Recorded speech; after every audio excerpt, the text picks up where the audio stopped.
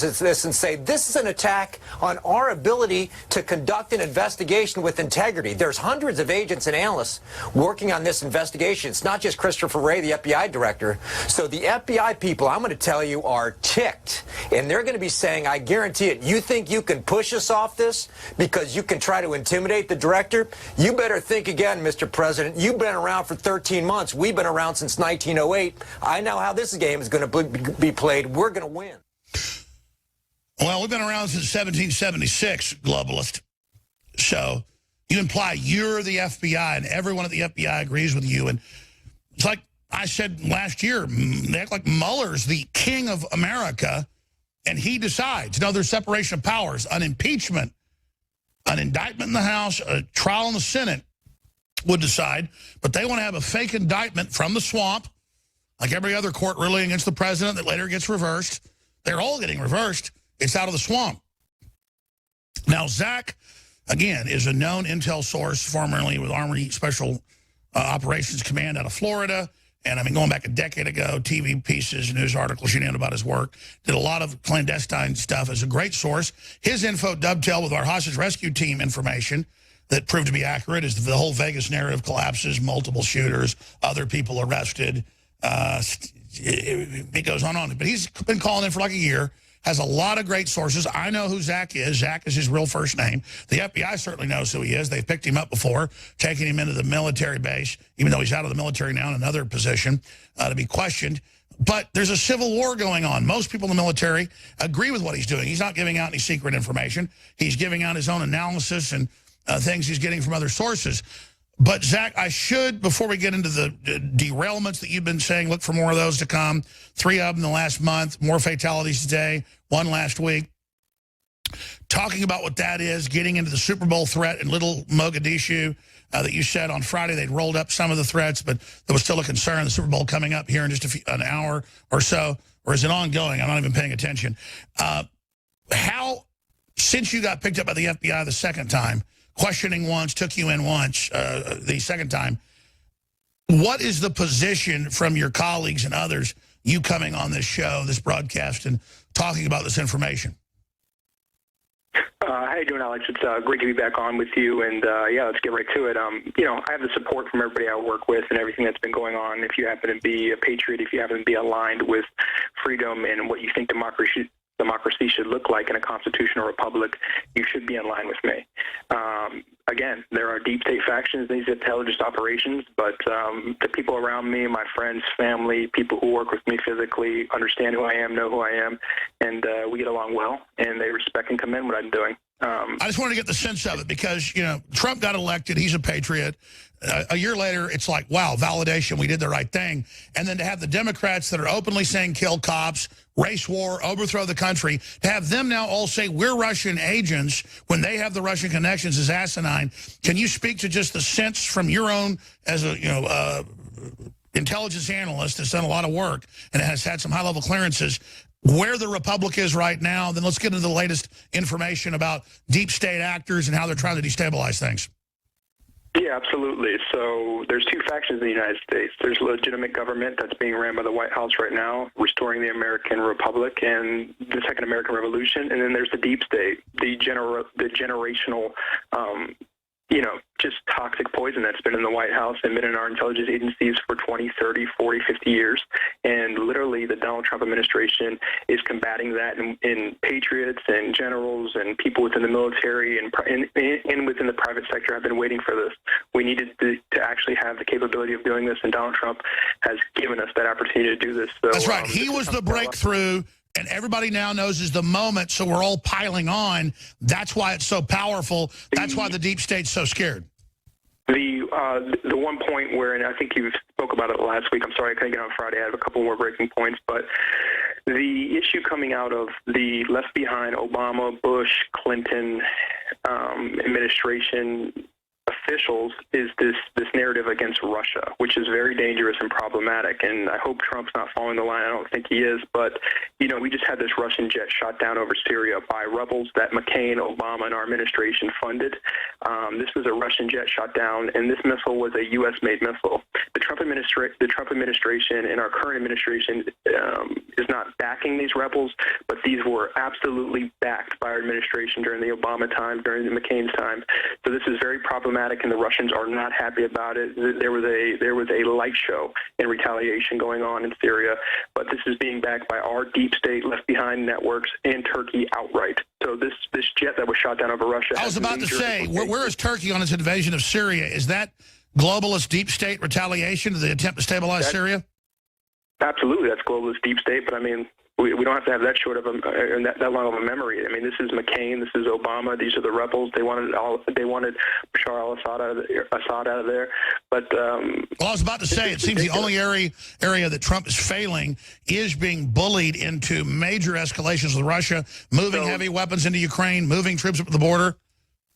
There was so much collateral damage and so much left behind, because during the entire 8 years, during ISIS, during Iraq, during Libya, we started, funding these rebel groups and funding these ridiculous individuals.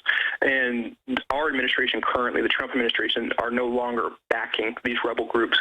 We've sort of got out of Syria as far as backing rebels go, and we're absolutely fighting ISIS, but we're not going to back quote unquote moderate rebel forces, because they're not. We always know what they become, and Russia is legitimately fighting them there. So this jet that was shot down was very problematic, because they shot it down with a shoulder-fired missile that was U.S. made. And make no mistake, that's thanks to John McCain, that's thanks to Barack Obama. Sure, and that's been my main concern, is that, like a Bay of Pigs, whatever, they want to embarrass Trump and its foreign policies where they think they can get him, just like you said with the whole missile situation out of Hawaii. Let's get into the derailments right now, which, again, record-level derailments, very, very suspicious. I know you have some information on that, and we'll come back and get into the Super Bowl. Yes, absolutely. So, I mean, this train crash in South Carolina was a false flag, 100%, first and foremost. It was a false flag. This by the deep state, 100%. This was the third Amtrak train attack incident since December 18th, and this latest attack was in South Carolina in Trey Gowdy's backyard. And what was the identifier on the train? It was Amtrak train 91. Pay attention to these numbers, folks. They love the numerology. They love the symbolism. How is this tied to Vegas? Where did they attack? The Route 91 Music Festival. I mean, you can't make these anomalies. They're sick. They're creepy. This happens. In Trey Gowdy's backyard, Amtrak 91 crashes out of nowhere. And it's on the wrong track, and they admit it's all automated. It's hacked by the deep state. It's hacked by the deep state. It's hacked by Antifa. It's all Amtrak, and they have the NTSB GO team there to investigate. They need to have the FBI there investigating, but of course they're a little too busy trying to carry out a false flag in Minneapolis as we speak, or excuse me, trying to stop one. But you know what I mean. I mean, look. This is sick. You can't have this connection. This is Amtrak train number 91. This is train 91. And I looked it up. This is another automated track where the computers are switching. The human just watches. Since we went automated, the crashes are way up. There's no excuse for this. These anomalies, there's just no excuse for this.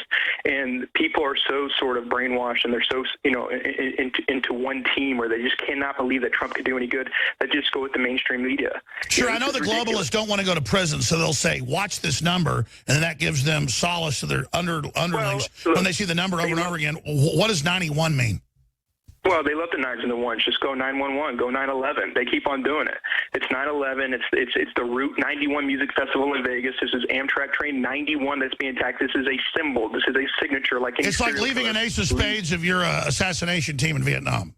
This is complete forensic. I mean, everyone knows what this is. And this is a message to their fellow travelers in base, and also a critical message to our actual intelligence agency to say, we can hit you where we want, when we want. How about we hit you in the back of Trey Gowdy's backyard, because we know what you're about to do. And, how about we pull off train 91 right there? I mean, this is obvious, and there's obviously other intel that I can't get into, but none of this stuff happens in vacuums. We've seen it, we know what's going on, but the position that the Trump administration is taking, like the failed Hawaiian missile test, it's to not give them the glory of doing it. We're stopping it as much as we can. All right, stay there. Let's come back into the Super Bowl straight ahead. Right now, our great intel source, I've already introduced him. Amazing stuff he's predicted. He's a proven source. We know who he is. Has great connections. Our other sources say he's a great source. Zack, you were on earlier last week, and you were getting into Islamic threats on the Super Bowl. Please give us the latest information on that. Okay, absolutely. And I join you from Palo Alto right now. After I left on that call, I was going to join you Friday. I couldn't. I had to take a flight to Palo Alto, do some work, some think tank engineering. And please let me get to the next point I'm going to make about the Hawaiian missile test and a little bit more breaking intel that had a lot of people upset about me and you talking about that. So I'm going to talk about the false flag now, but we got to get to that point as well. But about the false flag. We were on Wednesday speaking, and now I can finally get into it. They've published the article, so we can talk about it publicly. All the info warriors, everyone look it up. This is what I'm about to say. EPG Security Group. This is the same security group that was at the Trump inauguration and the RNC. Provided perfect security. They're ran by patriots, founded by a Marine. They were relieved of their contract out of nowhere by the feds on Wednesday and replaced with G4S security. Out of nowhere, they come in and take EPG Security Group out of there and replace them with G4S. And why is this important? Well, what is G4S, the security firm? You know G4S, the same group and company, the security firm that employed the Orlando nightclub pulse shooter, Omar Mateen. Yeah, that G4S. The same G4S that runs the deep state story work at Guantanamo, at Diego Garcia, at Black Site, at several other federal assets. So out of nowhere, just days before the Super Bowl, the feds come in, and this is public information. You can pull up the stories now. They relieved EPG Security Group, comprised of trusted patriots, relieve them due to bogus claims that they have hired people with sort of issues with background checks, which is complete nitpicking, and replace them with G4S operatives. This is official. You could pull the stories up as we speak, and this is very problematic. That's one point of many that have led to many concerns, of course, of the credible threats that we have, but that by itself needs to be investigated. That's problematic. And I'm not going to be able to sleep tonight until I watch all the breaking news and everything that's going on, because it probably won't be an attack up until the game, but people leaving the stadium inebriated in a haze, all the hysteria, all the things going on, it's going to be a mess. So this is going to go into the early morning hours of tomorrow. But you were saying that they'd rolled a lot of it up, according to your sources. Give us specifics. Yeah, they've rolled a lot of it up, and we're watching a lot of it. But this last minute change of removing EPG Security Group and replacing them with G4S is so problematic that now, this is a completely different landscape that we have to watch and be vigilant of. These last-minute changes in an event of this high caliber is unprecedented. And it is a fact that the Pulse nightclub guy did work for that company, and that company does keep popping up.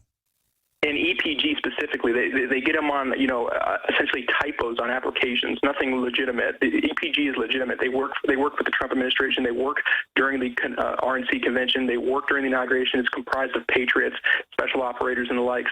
And the specific branch, they're out of D.C., Tampa, and they have a branch specifically in Minneapolis. You're going to take these guys out of their own backyard who are patriots and replace them with G4S just days, 48 hours before the big weekend. This is major. We're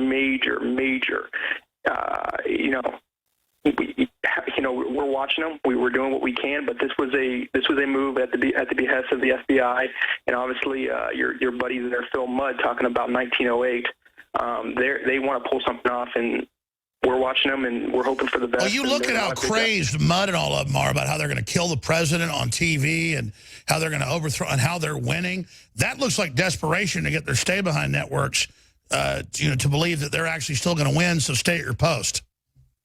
Yeah, this is This is unprecedented, and again, the train crash yesterday is completely verified. I mean, come on, this is a false flag 100%, and some of these certain things I could just legitimately cannot get into for security reasons and just legal issues. I can't get into it, and I wish I could spill the beans right now on certain things, but I can't. But just for public disclosure, that train crash was coordinated, and that's just hacking into the actual systems there. There's no, come on, you don't have 3 train tracks within a month, all Amtrak, and the anomalies between Vegas. Sure, the other train tracks aren't remote control. It's always Amtrak. And look at the target. These aren't passenger trains. They come right after speeches, right on time. Look at the numerology. Look what's going on. This is sick, and this is desperate.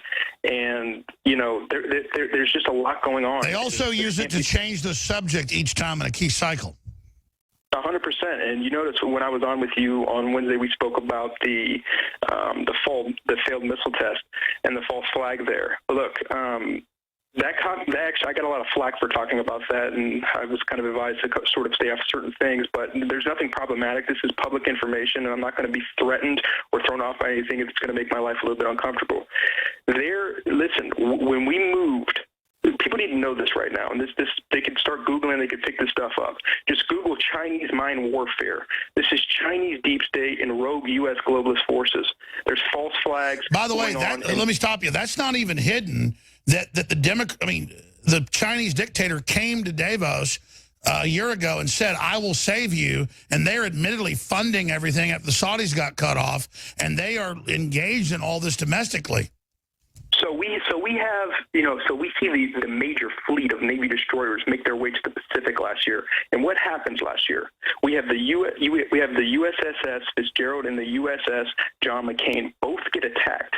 They say it's just operator error. They got ran into. There's sailors dead. Special operators dead. There's people that we didn't know what happened. There must be a radar issue. Wrong. Look this up. This is Chinese mind warfare, not the official Chinese government, just like here, the deep state Chinese government using EMP mines underwater to completely make those. Well, it's up to 6 ships now that get totally blacked out, and then they use a Chinese freighter to ram it, right? Well, yeah, they asked, how can this be? How come you couldn't see it coming? Because they lost all power. How can they lose all power? EMP mines being used underground. The ship goes dark, and they have another. Well, by the way, all the experts agree. There's no way these ships are doing this with all the satellites and all the radar. It's just crazy. And you notice we've got our military there. We know they got the satellite killers, all of it. What a crazy time, though, to know the Democrats and everybody else are allied with the Communist Chinese, as if that's going to save them. The law, and on the Fitzgerald in particular, and on McCain had some capability, but on the Fitzgerald you have the Law's laser weapon system, which is anti-missile, on the actual deck there. But we talk about it on Wednesday, and now this is coming out. What's this guy talking about? Torpedoes.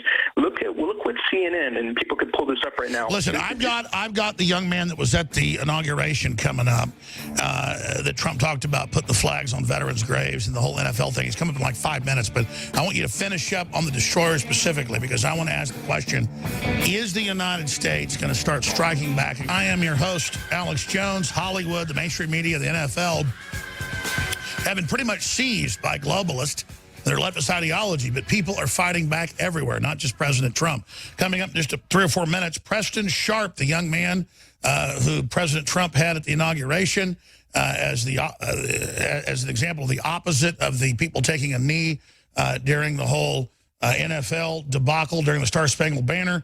He'll be joining us coming up here in just a few minutes. But finishing up with Zack, our amazing intel source. I know who Zack is. I can confirm the things he's done. I can confirm other sources. They think it's great Zack's coming on. Obviously made some phone calls. But, Zack's giving us his personal view as a citizen. Zack, finish up with what you were getting into with the attacks on, I said 6 or 8 ships, like 12 ships, but a lot of big ones being attacked. They say it's pretty much impossible with the radar and with the satellites, but clearly they're powered down, then they get rammed. It sounds like China's already declared war. Well, hell, they've had Chinese generals declare war 2 years ago on the United States. So what's really going on? What caused the pivot to the Pacific? Absolutely, and this becomes convoluted and confusing to people because they say, well, if we were attacked by them, why wouldn't we just come out and strike them? Easier said than done. We're involved in wars. We're trying to get our economy off its back. It's shadow wars, covert war. Most war is covert. And absolutely, this is going on, and this is going on in the Pacific. Look, there's rogue subs, there's Chinese deep state and U.S. globalist forces, attacking. So, the Chinese have a lot of drone subs too, right? Drones. We talk about it on Wednesday, and look what CNN does with their Operation Mockingbird CIA asset Barbara Starr at 7 in the morning. This just yesterday, CNN runs the headline: U.S. says Russia developing undersea nuclear armed torpedo.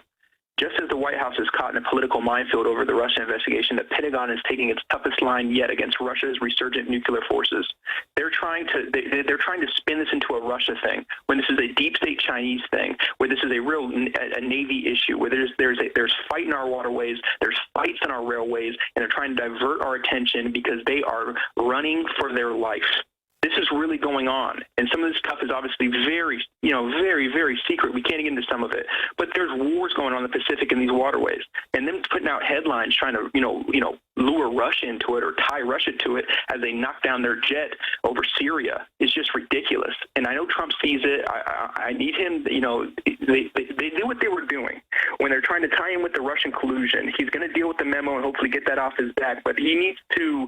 Russia's done nothing wrong here, and the deep state is doing all they can to keep tying Russia into this. They're even trying to tie this into the missile test because the failed Hawaiian missile test info is going to come out. This was a neutralized threat that all happened underwater, eventually breached. This was capable. Now they're saying Russia's coming up with armed torpedoes and nuclear capability. Stop tying Russia to it. They're duping. No, hours after you broke it, it came out. Promise me then, tomorrow or Tuesday, join us to do a full hour here, Zach. Thank you so much for joining us. Amazing information. I know you're busy. Can you join us Monday or Tuesday? Absolutely. I'm flying back from Palo Alto on tomorrow, so I could definitely guarantee you that I could be on Tuesday. And I need to tell you about some information in Palo Alto because there are some pro-humanity, ethical individuals in Silicon Valley, one of which is Elon Musk, and we have to make that happen, the melding of the minds. Elon and Alex need to sit down. And but yes, on Tuesday, I can. Well, I've gotten some of those messages. That needs to happen. I agree. Okay, we'll talk very, very soon. Thank you. All right.